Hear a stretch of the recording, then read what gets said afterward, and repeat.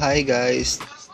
For today's video, kasama ko ang aking dalawang kamag-aral upang itour kayo sa isa sa heritage house na matatagpuan dito sa Marikina.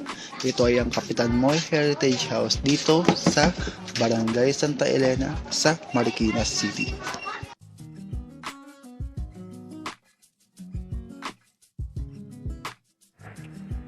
Makikita sa layout ng bahay na ito ang unique na bahay na bato architectural design.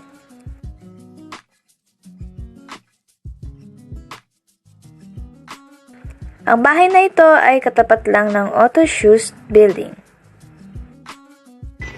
Ang bahay na ito ay pagmamay-ari ni Don Laureano Guevara o mas kilala sa tawag na Kapitan Moy. Itinayo itong bahay na ito noong panahon pa ng mga Espanyol at ito ay nasa 200 taon na. Si Kapitan Moy ay isinilang noong July 4, 1851 at siya ang tinuturing na ama ng industriya ng sapatos sa Marikina.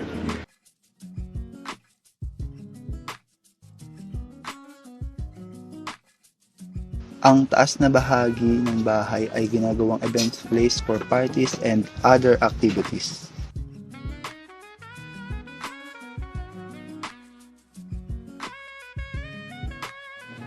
Ang bahay na ito ay katabi lamang ng simbahan ng Our Lady of the Abandon.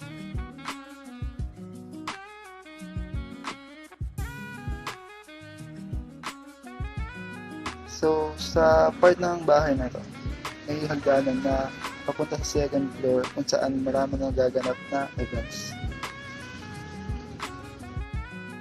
Makikita sa harap nito ang karatolang nakalagay na Sentrong Pangkultura Kapmoy.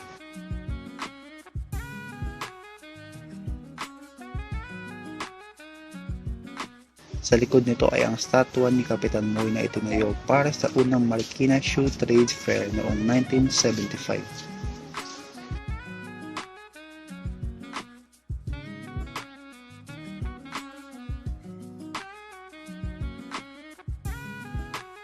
Dito sa likodang bahagi ng bahay ay makikita ang kusina.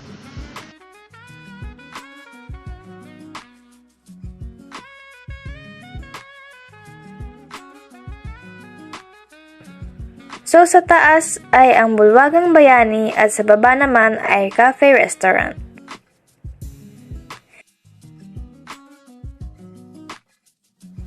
So ayun po, nakalagay po sa sign ang Cafe Kapitan Restaurant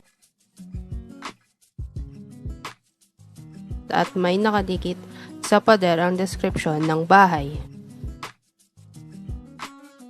So guys, ayun nga.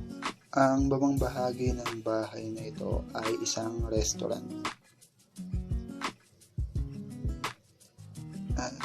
Makikita naman dito sa sign na ang kapangalan nito ay Cafe Kapitan Restaurant.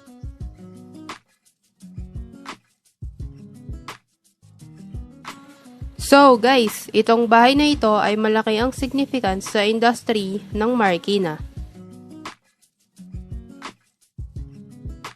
Katabi nga pala na restaurant sa baba ang tourism office ng Marikina.